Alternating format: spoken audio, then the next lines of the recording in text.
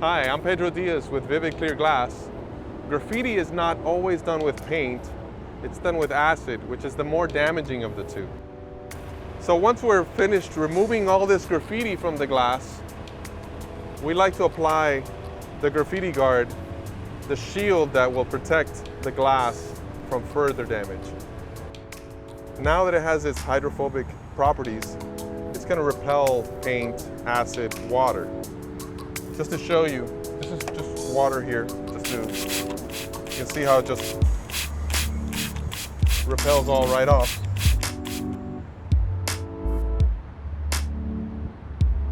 Here we have a great example of what happens to the acid when they've tried to apply it. It just kind of doesn't really stick, doesn't do anything to it, where you can just literally take your finger and wipes right off.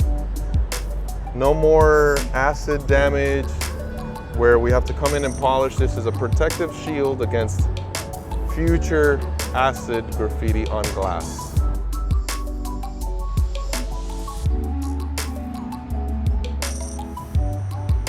Proud of our protective shield.